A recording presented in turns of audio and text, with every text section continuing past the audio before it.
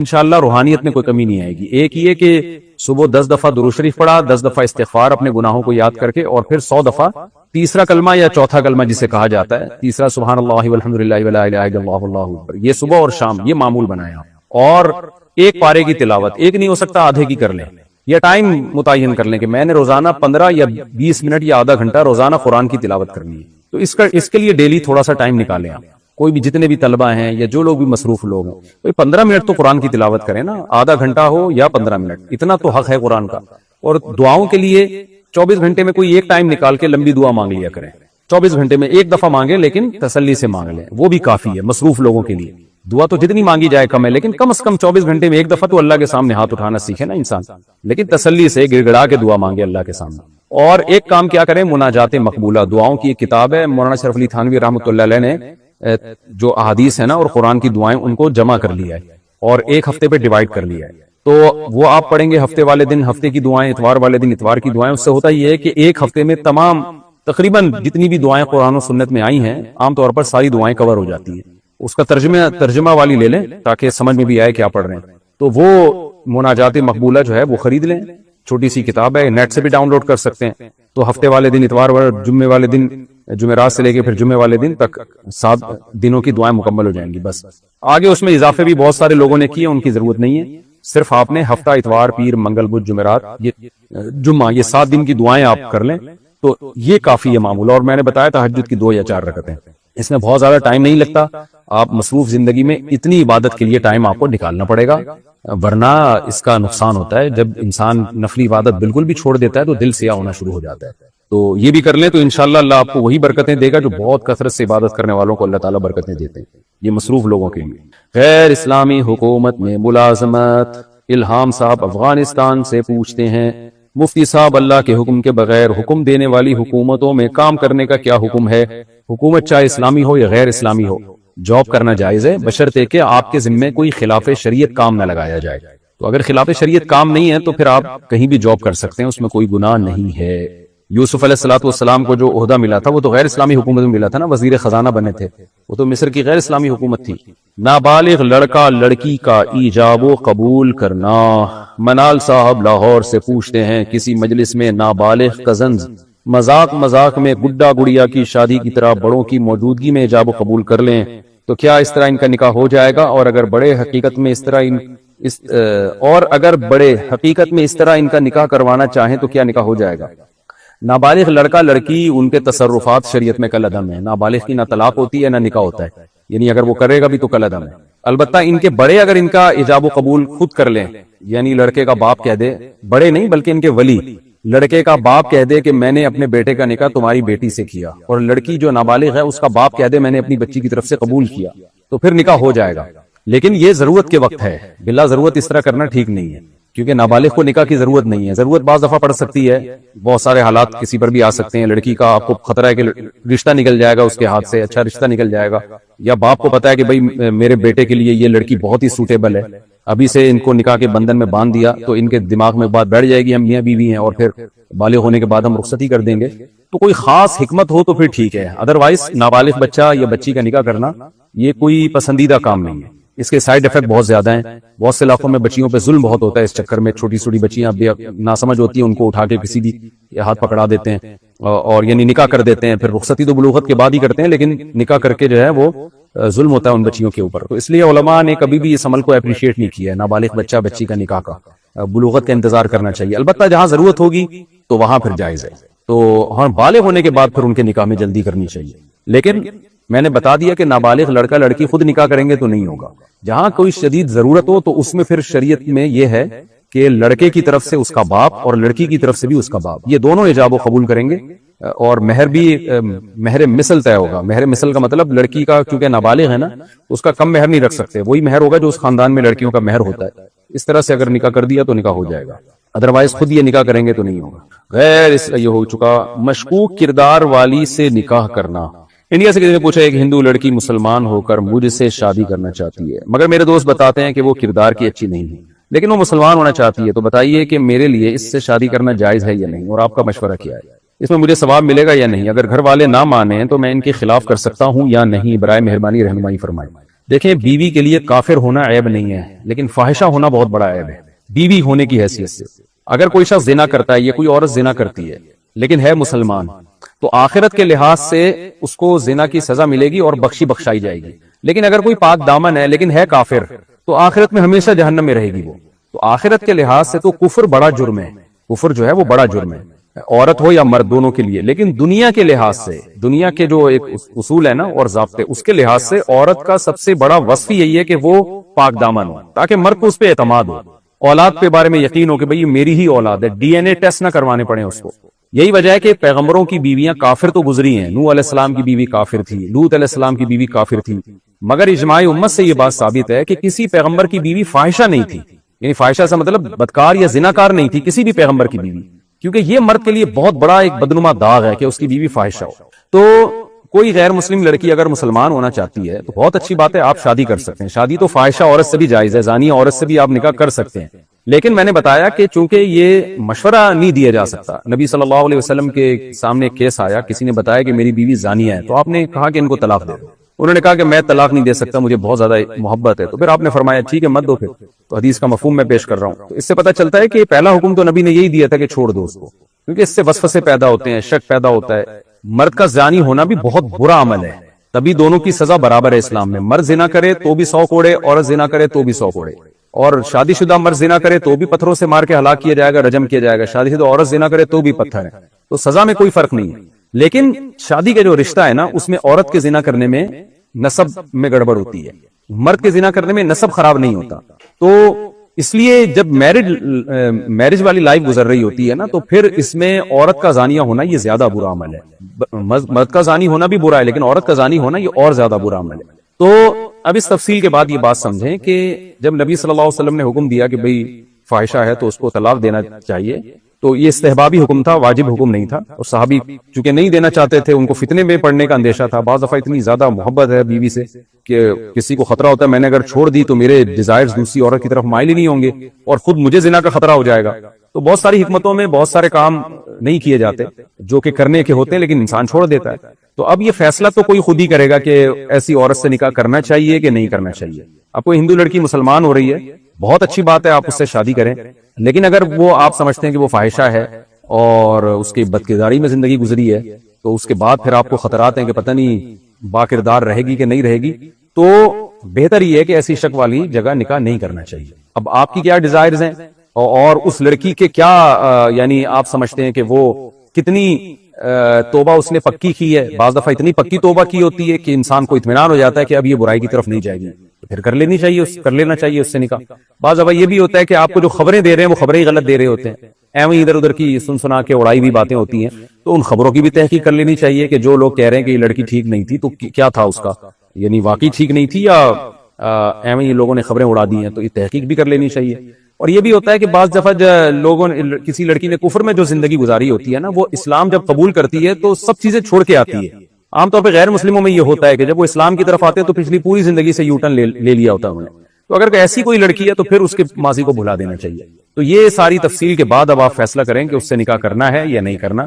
میں شرعی مسئلہ تو بتا سکتا ہوں، مشورہ نہیں دے سکتا۔ مسئلہ تو یہی ہے کہ جائز ہے نکاح، بلکہ بیوی اپنی اگر فاحشہ ہو، زانیہ ہو اور کر بھی رہی ہو زنا، تو بھی طلاق دینا واجب نہیں ہے اس کو، افضل ہے کہ چھوڑ دیا جائے، لیکن لازم نہیں ہے۔ تو جب لازم نہیں ہے تو نکاح بھی کیا جا سکتا ہے کسی فاحشہ عورت سے، لیکن یہ کہ یہ عمل اس قابل نہیں ہے کہ اس کو اپریشیٹ کیا جائے، کیونکہ عورت کا جو ہے نا فاحشہ ہونا یہ کوئی چھوٹا موٹا عیب نہیں ہے۔ مرد کے لیے اس سے بڑی ڈپریشن کی کوئی چیز ذریعہ نہیں بنتی کہ اس کی بیوی جو ہے نا وہ اس کے بارے میں ہر وقت اس کو یہ خطرہ ہو کہ پتہ نہیں کیا کر رہی ہے، میں سفر میں گیا ہوں تو پیچھے کس کس سے تعلقات ہیں۔ اس سے بڑا مرد کے لیے کوئی المیہ ہو نہیں سکتا۔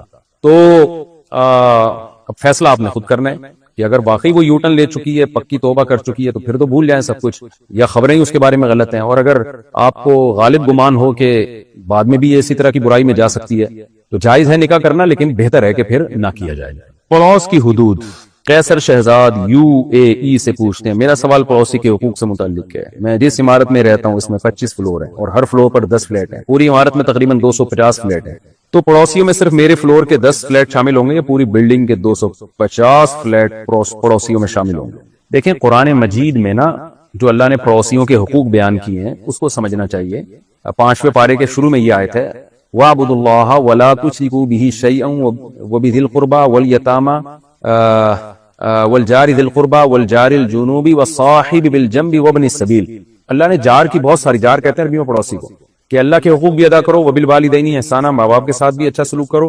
پھر اللہ نے فرمایا والجاری ذی القربى والجاری الجنوبی والصاحب بالجنب، جو بھی یعنی تین قسم کے پڑوس کا ذکر کیا، جو سفر میں آپ کا ساتھی ہو، جو آپ کے پڑوس میں رہتا ہو، جو قریب رہتا ہو۔ جاری ذی القربى کا ایک مطلب یہ قریب میں رہنے والا، اور ایک مطلب یہ جو پڑوسی بھی ہو اور ساتھ میں رشتہ دار بھی ہو۔ والجاری الجنوب کا مطلب جو بھی آپ کے پہلو میں، یعنی آپ دفتر میں کام کرتے ہیں تو آپ کے ساتھ رہتا ہے، آپ کسی اسکول میں پڑھتے ہیں تو آپ کا کلاس فیلو ہے۔ تو ریلیشن کی نا دو قسمیں ہیں، ایک قسم تو ہوتا ہے بلڈ ریلیشن، رشتہ داری ہے، اور ایک یہ کہ جو بھی آپ کے ساتھ صبح شام اٹھتا بیٹھتا ہے۔ تو جو بھی آپ کے ساتھ صبح شام اٹھتا بیٹھتا ہے نا، وہ آپ کا پڑوسی ہے، یا جس کا گھر آپ کے گھر کے ساتھ ملا ہوا ہے وہ آپ کا پڑوسی ہے۔ اب ظاہر ہے ایک فلیٹ میں جب سب رہتے ہیں تو دوسروں کی نسبت وہ بھی آپ کے ساتھ کسی حد تک پڑوسی میں آتے ہیں، کیونکہ 250 فلیٹ ہیں یا 1000 فلیٹ ہیں، تو ایک اپارٹمنٹ کے لوگ جو ہیں وہ کوئی تو ریلیشن ہوگا نا۔ جب آپ کسی کو بتائیں گے میں فلاں جگہ رہتا ہوں، کہ ارے واہ واہ واہ فلاں جگہ تو میں بھی وہیں رہتا ہوں، تو اس سے ایک ریلیشن بن جاتا ہے۔ اب پڑوسی میں تو سب داخل ہیں، جو بھی آپ کے اپارٹمنٹ میں رہتا ہے، یہاں تک کہ جو آپ کے شہر میں رہتا ہے وہ بھی ایک لحاظ سے آپ کا پڑوسی ہے۔ لیکن جیسے رشتہ داری میں جتنا قریبی رشتہ ہوگا اس کا حق اتنا زیادہ ہوگا، تو ایسے ہی پڑوسی ہونے میں جو جتنا تگڑا پڑوسی ہوگا اس کا حق اتنا ہی زیادہ ہوگا۔ تو سب سے تگڑا پڑوسی وہ ہے جس کے گھر کی دیوار آپ کے دیوار کے ساتھ ملی ہوئی ہے، وہ ہے اصل پڑوسی۔ پھر جیسے جیسے دور ہوتا جائے گا اس کا حق کم ہوتا چلا جائے گا، لیکن اجنبی کی نسبت تھوڑا سا زیادہ ہوگا۔ تو اب جب بالکل آپ کے پڑوس میں رہتے ہیں، جن کے گھر کی دیواریں آپ کی دیواروں کے ساتھ ملی ہوئی ہیں، سب سے زیادہ ان کے حقوق ہیں، کیونکہ حق پڑوسی ہونے کی وجہ سے تو پڑوسی والا مانا جتنا پایا جائے گا اتنا زیادہ حق اس کا زیادہ ہوگا۔ تو اب جس کی دیواریں آپ کے ساتھ ملی ہوئی ہیں ان کے بارے میں تو حدیث میں آتا ہے کہ جبریل علیہ السلام مجھے پڑوسیوں کے بارے میں وصیت کرتے رہے، یہاں تک کہ مجھے خوف ہوا، مجھے خیال گزرا کہ شاید پڑوسیوں کو وراثت میں بھی حصہ دیا جائے گا، یعنی اسلام اتنا پڑوسیوں کے حق کا قائل ہے۔ تو ظاہر ہے اس سے وہ ہیں جو آپ کے بالکل قریبی ہیں، پڑوسی کا وراثت میں حق ہوتا نہیں ہے، لیکن حدیث میں سمجھانے کے لیے کہ اتنی وصیت کی ہے۔ تو آپ سب سے پہلے تو کوشش کریں کہ جن کی دیواریں آپ کے گھر کے ساتھ ملی ہوئی ہیں ان کو آپ کے عمل سے ذرہ برابر بھی تکلیف نہ ہو، ان کی بیماری میں آپ ان کا خیال کریں، کوئی حاجت ہے، ان کی کوئی مالی تنگی آ جاتی ہے تو آپ ان کو پوچھیں، کوئی ایسا عمل نہ کریں جس سے ان کو تکلیف ہو۔ اس کے بعد جو تھوڑے سے دور کے ہوتے ہیں، اب مثال کے طور پر ایک کیس ہمارے سامنے آیا کہ ایک فلیٹ میں کچھ لوگ رہتے ہیں، تو سیڑھیوں سے جب آپ فلیٹ میں ایک اپارٹمنٹ سے اوپر جائیں تو اوپر والوں نے فرش دھویا اور وہ سارا سیڑھیوں سے جو ہے نا نیچے آ کے نیچے والے اپارٹمنٹ کے جو لوگ رہتے ہیں، نیچے والے فلور میں جو لوگ رہتے ہیں ان کے گھر کے سامنے پانی کھڑا ہوا ہے۔ یہ بھی ناجائز ہے، کیونکہ یہ بھی تو پڑوس میں ہی آتا ہے نا۔ ٹھیک ہے دیواریں ملی ہوئی ہیں، اتنے خاص پڑوسی نہیں ہیں، لیکن قریب فلور ہیں، تو آپ کیوں اپنے عمل سے دوسرے کو تکلیف دے رہے ہو؟ تو خلاصہ کلام کا یہ نکلا کہ پڑوسیوں میں تو سبھی داخل ہیں، آپ جس اپارٹمنٹ میں رہتے ہیں وہ بھی آپ کے پڑوسی ہیں، لیکن ان کا اتنا حق نہیں ہے جتنا حق ان پڑوسیوں کا ہے جن کی دیواریں آپ کے گھر کے ساتھ مل رہی ہیں، سب سے زیادہ وہ ہیں۔ اور ان کو شفے کا بھی حق ہے۔ شفا کہتے ہیں کہ آپ جب اپنا گھر یا فلیٹ بیچتے ہیں تو جس کی دیوار آپ کے گھر کے ساتھ ملتی ہے اس کو شفا کا حق ہے، وہ خرید سکتا ہے آپ سے کہ بھئی پہلے میرا حق ہے، مجھے بیچو۔ تو وہ بھی اسی کو ہوتا ہے جو آپ کے بالکل پڑوس، جس کی دیواریں آپ کے دیواروں سے ملی ہوئی ہیں، پھر وہ جو آپ کے گھر کے بالکل سامنے ہیں ان کا حق ہے۔ تو اس طرح سے جو ہے نا یہ بڑھتا چلا جاتا ہے، یہاں تک کہ آپ کہیں کسی دوسرے کنٹری میں جاتے ہیں تو آپ کے ملک کا کوئی شخص اگر ملتا ہے آپ کو تو وہ بھی بالکل اجنبی نہیں ہے، کیونکہ آپ کے کنٹری کا ہے، تو ایک لحاظ سے وہ بھی آپ کا پڑوسی ہے، تو آپ تھوڑا اس سے اور زیادہ اچھے طریقے سے مل لیں۔ کوئی ضرورت ہو تو آپ اس کی ضرورت پوری کر دیں، یار تم اپنے ملک کے، اپنے ہی وطن کے اور اپنے ہی شہر کے آدمی ہو۔ تو جیسے جیسے ریلیشن پڑوسی والا مضبوط ہوتا جائے گا اس کا حق بھی بڑھتا چلا جائے گا، اور جیسے جیسے دور ہوتے چلے جائیں گے اس کا حق اسی حساب سے کم ہوتا چلا جائے گا۔ تو خلاصہ کلام کا یہ نکلا کہ جن کی دیواریں آپ کی دیواروں سے ملتی ہیں اور جو بالکل آپ کے سامنے رہتے ہیں، اصل پڑوسی وہ ہیں، ان کا حق زیادہ ہے۔ اس کے علاوہ پھر جیسے جیسے فاصلہ بڑھتا جائے گا ان کا حق کم ہوتا چلا جائے گا، لیکن ایسا نہیں ہوگا کہ بالکل ہی حق ختم ہو جائے۔ اچھا وہی حالت حیض میں پسینے کا حکم، ام کلثوم یو پی انڈیا سے پوچھتی ہیں، اگر ہم حیض یا جنابت کی وجہ سے ناپاک ہوں اور پسینہ نکلے تو کیا کپڑے ناپاک ہو جائیں گے؟ اس طرح اگر ہم نے ناپاکی کی حالت میں بھاری سوٹ شرارہ وغیرہ پہنا ہو اور پسینہ نکلے اور وہ سوٹ اٹھا کر ہم رکھ دیں تو کیا وہ سوٹ پاک شمار ہوگا یا ناپاک؟ کیا اس میں ہماری نماز صحیح ہو جائے گی؟ حیض کی حالت یا جنابت کی حالت میں جو پسینہ نکلتا ہے وہ پاک ہی ہوتا ہے، وہ ناپاک نہیں ہوتا۔ کپڑوں پہ لگ جائے تو کوئی حرج نہیں ہے، اس میں وہ پاک ہی کہلاتا ہے۔ جھوٹی قسم کا عذاب اور کفارہ۔ پاکستان سے کسی نے پوچھا ہے اگر کوئی قرآن مجید پر ہاتھ رکھ کر جھوٹی قسم اٹھا لے تو اس کا عذاب اور کفارہ کیا ہوگا؟ رہنمائی فرما دیں۔ نبی صلی اللہ علیہ وسلم نے فرمایا کہ 3 آدمی ایسے ہوں گے قیامت کے دن اللہ کی ان پر لعنت ہوگی اور اللہ ان کی طرف نظر بھی اٹھا کے نہیں دیکھے گا، رحمت کی نظر۔ ایک ان میں جو جھوٹ بول کے سودا بیچنے والا، اور ایک جو جھوٹی قسم اٹھانے والا، جھوٹی قسم اٹھا کے سودا بیچنے والا، اور ایک جو اپنے اظہار تکبر کی وجہ سے نیچے لٹکانے والا، اور ایک اور حدیث کے الفاظ ہیں المنان، احسان کر کے جتلانے والا تاکہ سامنے والے کو نیچا دکھائے۔ تو جھوٹی قسم اٹھا کے کوئی بھی مفاد حاصل کرنا، کیونکہ جو اپنا سامان بیچ رہا ہے جھوٹی قسم اٹھا کے وہ ظاہر ہے کوئی فائدہ اٹھانا چاہ رہا ہے نا، اپنی پروڈکٹ کو بیچنا چاہ رہا ہے۔ تو حدیث کا مطلب یہ ہوا کسی بھی دنیاوی مفاد کی خاطر جب آپ جھوٹی قسم اٹھاتے ہیں تو یہ کبیرہ گناہ ہے، اور ایسے لوگوں کی طرف اللہ نظر اٹھا کے بھی نہیں دیکھے گا۔ تو جھوٹی قسم کو ہلکا نہیں سمجھنا چاہیے، قرآن پہ ہاتھ رکھ کے لوگ قسمیں اٹھا رہے ہوتے ہیں جھوٹی، بہت برا عمل ہے۔ تو عذاب تو اس کا میں نے آپ کو بتا دیا کہ اللہ تعالیٰ اس کی طرف نظر اٹھا کے بھی نہیں دیکھیں گے، اور وَلَهُمْ عَذَابٌ عَلِيمٌ، ان کے لیے دردناک عذاب ہے۔ اب وہ عذاب کیا ہے وہ اس کی کوئی اسپیسیفک وہ نہیں ہمیں بتایا گیا، بس اللہ نے جب کہہ دیا دردناک عذاب ہے تو سوچا جائے کہ وہ کیسا سخت عذاب ہوگا، اللہ ہم سب کو پناہ میں رکھے۔ باقی یہ کہ اس کا کفارہ کیا ہے، تو کفارہ جو ہے نا ماضی کی قسموں پہ نہیں ہوتا۔ آپ نے کوئی جھوٹی قسم اٹھا لی تو اس کا کفارہ یہی ہے کہ رو دھو کے اللہ سے توبہ کریں، اور جس کے سامنے قسم اٹھائی ہے اس کے سامنے آپ بتائیں کہ مجھ سے غلطی ہوئی ہے، میں اللہ کے عذاب سے ڈرتا ہوں۔ لیکن ایک بات خوب سمجھ لیں، ایسی باتوں پہ لوگوں پہ قسمیں اٹھانا جن کا ان کی پرائیویسی سے یا ان کا ذاتی عمل سے تعلق ہے، یہ قسم اٹھوانا ہی جائز نہیں۔ مثال کے طور پر کسی نے چھپ کے گناہ کیا، اس کا معاملہ اللہ کا معاملہ ہے، اب آپ اس سے کہہ رہے ہیں کہ تم یہ گناہ کیا، وہ کہہ رہے ہیں میں نے نہیں کیا، آپ کیا قرآن پہ ہاتھ رکھ کے قسم اٹھاؤ؟ تو ایسے موقع پہ جو قسم اٹھوا رہا ہے وہ بھی گناہگار ہوگا کہ بھئی تمہیں کیوں کسی کے ذاتی معاملات میں گھس رہے ہو تم۔ تو ایسے موقع پہ قسم اٹھانے سے انکار کر دینا چاہیے، یہ بولنا چاہیے کہ میرا ذاتی معاملہ ہے، میں نے یہ گناہ کیا یا نہیں کیا، تو کون ہوتا پوچھنے والا۔ اور رواج یہ اصول بنا لینا چاہیے کہ بھئی یہ کام جو ہے ہم سے نہ کوئی ہماری چھپی ہوئی نیکی کے بارے میں پوچھے نہ برائی کے بارے میں پوچھے۔ ایک صاحب نے مجھے فون کیا کہ مجھ سے ایک صاحب پوچھ رہے ہیں کہ تم رات کو تہجد پڑھتے ہو کہ نہیں پڑھتے؟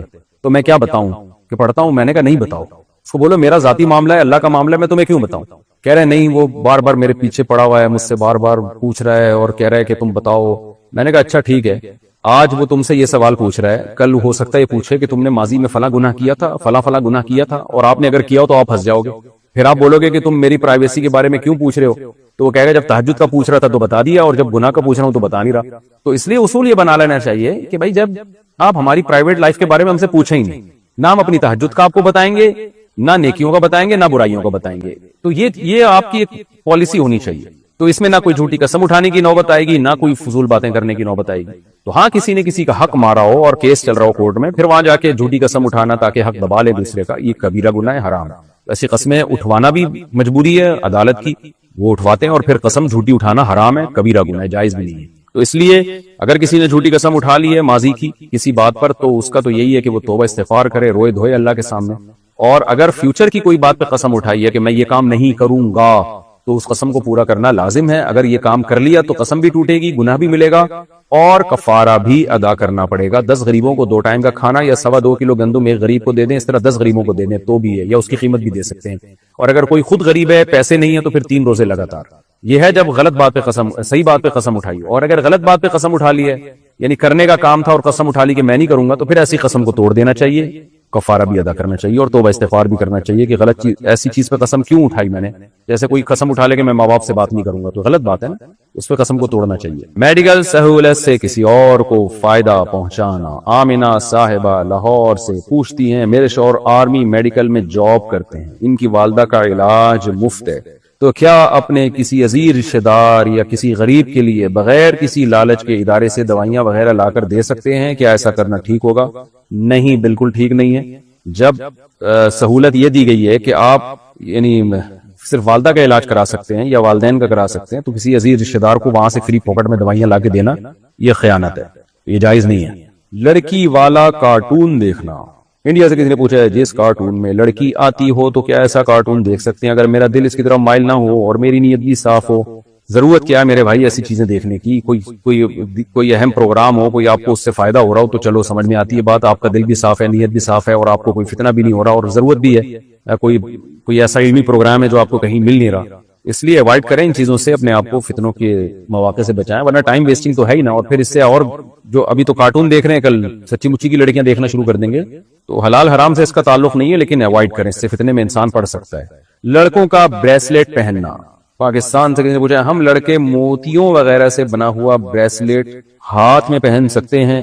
مرد کے لیے صرف زیور میں انگوٹھی پہننا جائز ہے، وہ بھی چاندی کی، وہ بھی بہت زیادہ چاندی نہ اس میں، باقی کسی قسم کا زیور پہننا مرد کے لیے جائز نہیں ہے، اس لیے اس سے احتراز کریں آپ۔ مردوں پہ ویسے بھی مردوں والے کام زیادہ اچھے لگتے ہیں نا، 4 شادیاں کریں یہ زیادہ آپ پہ سوٹ کر. جب آپ اپنی 4 بیویوں کو لے کے کسی تقریب میں جائیں گے تو بریسلیٹ والے جو مرد ہیں نا, جو لاکٹ والے, اور وہ جیلسی سے مر جائیں گے بیچارے. تو اس لیے مردانگی والے کام کریں, شادیوں کو فوکس کریں زیادہ, ٹھیک ہے. اپنی بیویوں کو پہلائیں پھر بریسلیٹ اور لاکٹ اور کیا کیا ہوتا ہے پتہ نہیں, مجھے تو نام بھی نہیں آتے خواتین کے زیوروں کے. تو یہ ساری چیزیں اپنی بیگموں کو پہنائیں. باقی مردوں میں یہ آج کل یہ بہت بڑی بدعت چل پڑی ہے, وہ بالکل لڑکیوں والے فیشن کر رہے ہیں. دولہا صاحب جا کے 1-2 گھنٹے بیوٹی پارلر میں تیار ہوتے ہیں, اور عید پہ بھی دیکھا ہے لڑکوں کو ان چیزوں میں بہت زیادہ غلو کرنا, یہ ٹھیک نہیں ہے. مرد کے لیے اللہ نے الگ ٹائپ کی زینت رکھی ہے, عورت کے لیے الگ ٹائپ کی زینت رکھی ہے.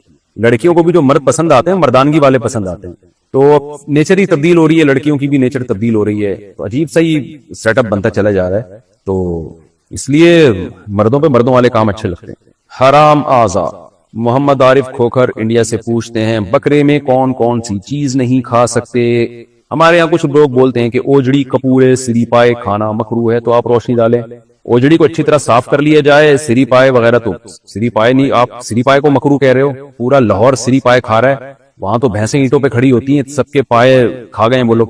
میں اکثر کہتا ہوں سجی کے پائے, تو مجھے کسی نے بتایا سجی وجی کے پائے نہیں ہوتے, کھجے کے پائے ہوتے ہیں, کھجے. تو وہ غلطی سے میں نے سجی بول دیا ہوگا کہیں, سجی ایک الگ چیز ہے. کیونکہ کراچی میں ہوتے نہیں نا, تو پروننسیشن میں غلطی ہوئی ہے مجھ سے. تو کھجے کے پائے ہوتے ہیں, کھجے کے. خیر, سری پائے بالکل کھا سکتے ہیں, پروٹین سے بھری ہوئی چیز ہے یہ. اور اوجڑی بھی کھا سکتے ہیں اگر اچھی طرح صاف کر لیا جائے اس کو. باقی کپورے کھانا یہ مکروہ ناپسندیدہ ہے, اور اس کی ناجائز ہونے کی دلیل ہے وہ یحرم علیہم الخبائث. قرآن کہتا ہے خبیث چیزیں تم پر حرام ہیں. تو جانور میں بھی کچھ اعضاء ایسے ہوتے ہیں جو خبائث میں داخل ہیں. جیسے جانور کی جو نر جانور ہے اس کی جو پیشاب گاہ ہے وہ بھی مکروہ ہے, ناجائز ہے, کیونکہ وہ بھی ایک خبائث میں داخل ہے. اسی طرح جانور کے کوئی رسولی نکل آتی ہے, کینسر کے پھوڑے نکل آتے ہیں, عجیب سے نہیں, آپ نے دیکھا ہوگا گائے کے, تو وہ حصہ نہیں کھا سکتے آپ, کیونکہ وہ چڑھا ہوا گوشت ہوتا ہے. تو ہر چیز حدیث میں صراحتاً نہیں آتی ہے, قرآن و سنت میں. قرآن نے اشارے بھی دے دیے کہ خبائث جو ہے نا, جس کو طبع سلیم پہلی نظر میں ہی جس سے گھن کھانا شروع کر دے, تو انسانوں کے کھانے کی چیزیں نہیں.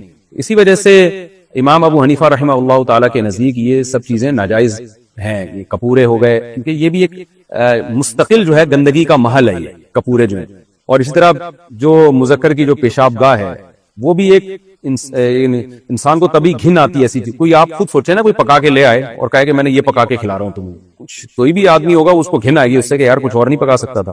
تو کچھ چیزیں انسانیت کے وقار کے خلاف ہوتی ہیں. اس کی مثال ہے جیسے مچھلی طبعی موت سمندر میں مر جائے اور اتنا ٹائم گزر جائے کہ وہ الٹی ہو جائے, الٹی ہو کے سمندر کی تہہ پہ آ جائے, تو وہ بھی مکروہ ہے, اس لیے کہ وہ بھی خبائث میں اب داخل ہے. طبع سلیم کو اس سے گھن آئے گی. اکثر لوگ یہاں پر امام حنیفہ پہ اعتراض کرتے ہیں کہ یہ تو چیزیں حدیث میں نہیں ہیں, کہاں سے ناجائز کر دیا. تو میں ان سے سوال پوچھتا ہوں, حدیث میں تو اور بہت ساری چیزیں نہیں.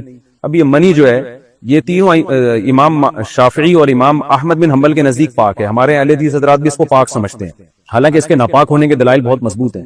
لیکن جو لوگ پاک سمجھتے ہیں, جیسے ہمارے اہل حدیث حضرات اس کو پاک سمجھتے ہیں, لیکن کھانے کو وہ بھی حلال نہیں کہتے ہیں. اب اس کی دلیل کیا ہے کہ یہ کھانا حرام ہے؟ حدیث میں تو نہیں ہے صراحتاً کہیں. جب آپ نے پاک کہہ دیا تو کھانا جائز ہونا چاہیے. لیکن کیوں نہ جائز ہے بھائی؟ خبائث میں داخل ہے. خبائث کا مطلب کوئی بھی دنیا میں شریف آدمی گھن کھاتا ہے اس سے, گندی چیز ہے. یعنی ایسی چیز نہیں ہے کہ اس کو کہ کھانے کے حلال ہونے کا فتویٰ دیا جائے, حالانکہ حدیث میں کہ کچھ بھی نہیں ہے. تو ہر چیز کا حدیث میں صراحتاً ہونا ضروری نہیں ہے. جب قرآن نے کہہ دیا خبیث چیزیں تم پر حرام ہے, تو خبث جس میں بھی ہوگا وہ خبیث ہی کہلائے گی, جو واضح طور پر خبث ہو, واضح طور پر اس میں ناپاکی یا انسانیت سے وہ میچ نہیں کرتی ہو, انسانیت کے وقار کے خلاف ہو, تو وہ خبث ہی کہلائے گی, یعنی خبیث ہی کہلائے گی. تو اسی وجہ سے جانور کے کپورے کھانا, اس کا جو پیشاب گاہ ہے نر جانور کی وہ کھانا, اور اسی طرح جو رسولی پیدا ہو جاتی ہے جانور کے اندر وہ رسولی کھانا وہ جائز نہیں ہے, اس سے اوائڈ لازم ہے, اجتناب کرنا لازم ہے. قرض خواہ کا ایڈریس معلوم نہ ہو تو کیا کریں؟ اگر دکاندار نے دکان کہیں شفٹ کر لی ہو اور ہم نے اس کا قرض دینا ہو تو اب کیا کریں؟ اب ہمیں اس کا ایڈریس معلوم نہیں ہے, تلاش کریں اس کا ایڈریس. دنیا سے غائب تو نہیں ہوا نا, پتہ کریں اس کے اڑوس پڑوس سے, کسی کو تو بتا کے گیا ہوگا. تو پورا ایڑی چوٹی کا زور لگا دیں, کیونکہ کسی کا مال اس کی مرضی کے بغیر استعمال کرنا بہت بڑا جرم ہے. پوری ایڑی چوٹی کا زور لگا کے پھر وہاں تک رقم پہنچائیں, اور چند سال انتظار بھی کر لیں. بالکل ہی مایوس ہو جائیں کہ ناممکن ہو گیا تلاش کرنا, کیونکہ ہوتا نہیں ہے, جب کوئی زندہ ہے تو آج کل مل ہی جاتا ہے. پھر جب بالکل ہی نا امیدی ہو جائے تو پھر اس کی طرف سے صدقہ کر دیں. ہائے ہائے ہائے. آگے چلیں جی. خواتین پاک کیسے رہیں؟ پاکستان سے کسی نے پوچھا, میں ایک میڈیکل اسٹوڈنٹ ہوں, میرا سوال یہ ہے کہ تھوڑا حیا کے خلاف سوال ہے کہ خواتین کے لیے جو حیض کے علاوہ کوئی جو یعنی جو ناپاکی نکلتی ہے تو کیا اس سے کپڑا ناپاک ہو جاتا ہے جبکہ وہ یعنی کوئی کلر نہ ہو اس کا اور وہ سوکھ کر کپڑوں پہ نظر بھی نہیں آتا تو کیا وہ ناپاک ہے؟ اگر ناپاک ہے تو کیا ساری دنیا کی عورتیں معذور ہیں کیونکہ سب کو ہوتا ہی ہے اور مسلسل ہوتا ہے؟ اگر یہ ناپاک ہے تو حضور صلی اللہ علیہ وسلم کے زمانے میں اس کا کسی نے ذکر کیوں نہیں کیا؟ برائے مہربانی مجھے تفصیل سے جواب دیجیے کیونکہ میری زندگی اس وجہ سے بہت مشکل ہو گئی ہے، میں وسوسوں میں مبتلا ہوں، میری پڑھائی بھی خراب ہو رہی ہے۔ پڑھائی کیوں خراب ہو رہی ہے؟ اگر ناپاک ہے بھی تو نماز کے وقت میں تھوڑا سا حصہ دھو کے نماز پڑھ لیں، اس میں اس کا پڑھائی سے کیا تعلق ہے؟ باقی یہ کہ یہ پاک ہے یا ناپاک ہے تو دیکھیں جو بھی رطوبت عورت کی شرمگاہ سے نکلتی ہے وہ ناپاک ہے۔ البتہ جو مسئلہ تھوڑا حیا کے خلاف ہے لیکن بہت زیادہ لوگ پوچھتے ہیں، تو جو رطوبت شرمگاہ کے باہر کے حصے میں ہوتی ہے وہ ناپاک نہیں ہوتی، نہ اس میں کوئی جو ہے بالکل ایک صاف پانی ہوتا ہے، وہ جو تھوڑا سا بس اس میں چکناہٹ ہوتی ہے تو وہ پاک ہے، لیکن اندر سے جو رطوبت آ رہی ہے جس کو لیکوریا کہا جاتا ہے عام زبان میں وہ ناپاک ہے۔ یعنی حیض کے خون کے علاوہ جو اندر سے شرمگاہ کے اندر سے جو رطوبتیں آتی ہیں جو لیکوریا والی رطوبت، ڈاکٹر زیادہ بہتر سمجھ سکتی ہیں اس بات کو، سمجھا بھی سکتی ہیں، تو وہ ناپاک ہے۔ اور اس میں پھر یہی ہے کہ یہ جو آپ نے دعویٰ کیا کہ سب خواتین کو ہوتا ہے تو میرے علم میں ایسا نہیں ہے کہ عام طور پر خواتین کو مینسس کے خون ہی آتا ہے، اس کے علاوہ کوئی رطوبات نہیں نکلتی، لیکن اگر کسی کے نکل رہی ہے تو وہ ناپاک ہی ہے۔ تو اس کا طریقہ یہ ہے کہ ہلکا سا دھو لیا جائے اس کو، اس میں کون سی ٹینشن ہو رہی ہے، نماز کے وقت میں دھو لیا جائے اور نماز پڑھ لی جائے۔ اگر کوئی معذور ہے کنٹینیو ہو رہی ہے تو پھر معذور کا حکم نبی صلی اللہ علیہ وسلم نے بیان کیا۔ حضرت زینب رضی اللہ تعالیٰ عنہ نے نبی سے پوچھا تھا کہ مجھے اس طرح مسلسل بلیڈنگ ہوتی ہے، تو آپ صلی اللہ علیہ وسلم نے فرمایا کہ ہر نماز کے لیے ایک وضو کر لیا کرو، پھر اس وضو سے جتنی چاہیں اس وقت کے اندر اندر نمازیں پڑھو، یعنی ہر نماز کے لیے بس ایک وضو کر لیا کرو، یہ کافی ہے۔ تو اگر کوئی خاتون معذور ہے کنٹینیو یہ ان کو رطوبت نکلتی ہی رہتی ہے باڈی سے تو وہ ہر نماز کے لیے ایک دفعہ وضو کر لیں، بس اس وضو سے پھر اس ٹائم کے اندر اندر جتنی چاہے تلاوت کریں، نمازیں پڑھیں، تو وہ چونکہ معذور میں داخل ہے تو اس کی نماز ہو جائے گی۔ لیکن یہ ضروری ہے معذور میں داخل ہونے کے لیے کہ کوئی ایک ٹائم ایسا ہو کہ کنٹینیو پورے ٹائم میں یہ رطوبت نکلتی رہے اور اتنا ٹائم ہی نہ ملے کہ وضو کر کے پاک ہو کے مکمل نماز پڑھ سکیں۔ تو اگر ایک ٹائم بھی ایسا ہو گیا تو معذوروں کے حکم میں داخل ہے، لیکن اگر عام طور پر ایسا ہوتا نہیں ہے خواتین کے ساتھ، تو اس لیے جب یہ رطوبت نکلے تو وضو کر لیں، نماز پڑھ لیں اور اس جگہ کو دھو لیں، صاف کر لیں۔ ملازمین منگوا کر دینے کے پیسے لینا۔ سلمان آسام انڈیا سے پوچھتے ہیں میں قطر میں جاب کرتا ہوں، میرا سوال یہ ہے کہ مجھے کمپنی سے ویزے ملتے ہیں ملازمین لانے کے لیے، میں اگر انڈیا سے بندے منگواؤں اور لوگوں سے پیسے وصول کروں تو کیا میرے لیے ایسا کرنا جائز ہوگا؟ دیکھیں کمپنی سے اگر آپ کو ویزے ملتے ہیں اور کمپنی آپ کو ٹھیکہ دیتی ہے کہ بندے بلاؤ اور کمپنی اس کی تنخواہ آپ کو دے رہی ہے تو پھر آپ کے لیے ان بندوں سے الگ سے پیسے لینا جائز نہیں ہے، یہ رشوت کے حکم میں آئے گا، کیونکہ کمپنی میں آپ کی جاب ہی یہی ہے۔ تو جب جاب ہی، اس کی مثال ایک ڈاکٹر ایک کسی ادارے میں جاب کر رہا ہے اور اس کو وہاں تنخواہ مل رہی ہے تو وہ پھر پیشنٹ کو الگ سے بھی پیسے لے رہا ہو، یعنی ان کو بتائے بغیر۔ بعض تو جگہ ایسی ہوتی ہے ڈاکٹر کو اجازت ہوتی ہے کہ بھئی ہر پیشنٹ کے آپ اتنے پیسے پیشنٹ سے لے سکتے ہیں اور الگ سے ڈاکٹر کو تنخواہ بھی مل رہی ہوتی ہے، وہ تو کمپنی ہی نے اجازت دی ہوتی ہے یا ہاسپٹل نے ہی اجازت دی ہوتی ہے۔ لیکن اگر ہاسپٹل الگ سے آپ کو کسی چیز کی تنخواہ دے رہا ہے یا کمیشن دے رہا ہے پیشنٹ دیکھنے کا تو پھر اس میں الگ سے پیشنٹ سے کھانچا کھول لینا یہ ناجائز ہے۔ تو آپ جس کمپنی میں جاب کرتے ہیں کمپنی آپ کو ویزے نکال کے دیتی ہے اور کمپنی ان ویزوں پہ آپ کو ظاہر تنخواہ پہ رکھا ہوا ہے نا اس نے، اور آپ کی یہ جاب کا یہ حصہ ہے یہ چیز، تو پھر آپ الگ سے ان لوگوں سے کمیشن نہیں لے سکتے۔ تو اور اگر ایسا نہیں ہے تو بظاہر تو ایسا ہی لگتا ہے کہ ایسا ہے، لیکن اگر ایسا نہیں، آپ آزاد ذرائع سے کام کر رہے ہیں، کمپنی کی طرف سے اس کے کوئی پیسے نہیں مل رہے آپ کو، تو پھر ٹھیک ہے آپ ان سے کمیشن لے سکتے ہیں۔ میرا خیال ایسا ہوگا نہیں، کمپنی جب آپ کو ویزے نکال کے دے رہی ہے اور آپ کے ذمے ہے یہ کام تو پھر کمپنی اس کی آپ کو تنخواہ دے رہی ہوگی۔ غیر واضح چہرے والی مقدس ہستیوں کی تصویروں کا حکم۔ عروبہ صاحبہ لاہور سے پوچھتی ہیں انبیاء کرام یا صحابہ کی ایسی تصاویر یا ویڈیوز جن میں چہرہ صاف نہیں دکھایا جاتا، ان کو کسی طرح دھندلا کر دیا جاتا ہے، تو ایسی تصاویر کو ہم نیٹ سے لے کر استعمال کر سکتے ہیں؟ نہیں کرنا چاہیے پرنٹڈ چیزیں، اور ویسے بھی صحابہ اور نبی صلی اللہ علیہ وسلم کی شبیہیں بنانا چاہے چہرہ واضح نہ بھی ہو، اس میں ان کی ایک قسم کی توہین ہے۔ میں نہیں کہہ رہا بنانے والوں کی نیت توہین کی ہوتی ہے، اس میں یہ ہوتا ہے کہ آپ کے ذہن میں تصور آ جاتا ہے کہ جی ایسے ہوں گے پیغمبر، تو کیوں جب کسی کو بھی پیغمبر کے کھاتے میں ڈال دیا جائے؟ تو اس لیے مجھے تو اس عمل میں بہت ہی وہ ایک خوف آتا ہے کہ آپ پیغمبر کی صورت مثالیہ بھی کیسے بنا لیتے ہیں آپ پیغمبر کے حق میں، تو یہ بہت ہی ایک واضح توہین معلوم ہوتی ہے، اس لیے اس سے اوائڈ کرنا چاہیے۔ ٹھیک ہے بنانے والوں کی نیت توہین کی نہیں ہوتی، ان پہ توہین رسالت کا حکم نہیں لگے گا، لیکن احتیاط کا